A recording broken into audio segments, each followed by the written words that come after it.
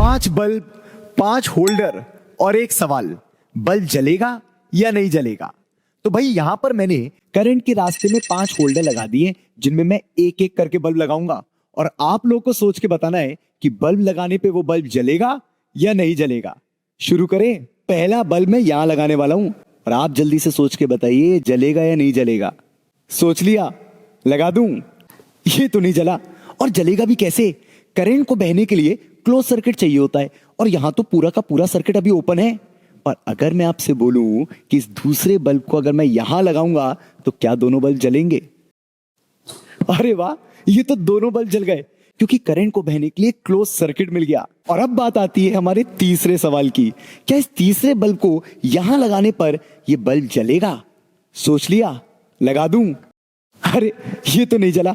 और जलेगा भी कैसे? ऊपर का सर्किट तो क्लोज है लेकिन अभी नीचे का सर्किट थोड़ा ना क्लोज हुआ। और अगर मैं अब आपसे पूछूं कि इस चौथे वाले बल्ब को बीच में लगाने पर क्या ये चारों बल्ब जलेंगे?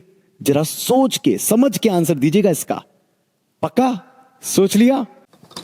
अरे वाह, ये तो चारों बल्ब जल गए क्योंकि करंट को बहने के 2 रास्ते मिल गए, एक ऊपर से और एक ये टेढ़ा वाला रास्ता, और इस वजह से चारों बल्ब जल उठे। फाइनली आता है हमारा 5वां और सबसे पेचीदा सवाल, क्या इस 5वें बल्ब को यहां लगाने पर सर्किट क्लोज होगा? और अगर हां तो क्या सारे बल्ब जलेंगे? ये क्या हुआ? 5वां बल्ब लगाते ही बीच का बल्ब बंद हो गया। अब अगर आपको लग रहा है कि बीच का बल्ब खराब हो गया तो आप गलत सोच रहे हैं। ये बल्ब खराब नहीं हुआ है, केवल 5वें बल्ब लगाने से बंद हुआ है। कांग्रेचुलेशंस, आपने अभी भी समझ लिया है balanced Wheatstone combination. Sir balance Wheatstone ये क्या होता है?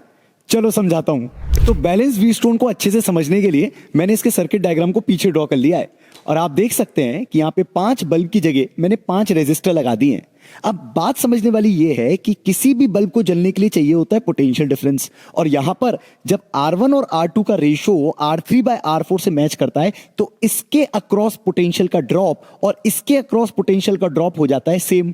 कहने का मतलब है यहां से जितना पोटेंशियल कम करके आप यहां पहुंचोगे और यहां से जितना पोटेंशियल करके आप यहां पहुंचोगे वो सेम होना चाहिए। इसका मतलब इस पॉइंट का और इस पॉइंट का पोटेंशियल सेम हो जाता है और इसी वजह से हमारे बीच के बल्ब को पोटेंशियल डिफरेंस नहीं मिल पाता है और नतीजा वो बल्ब बंद हो जाता है।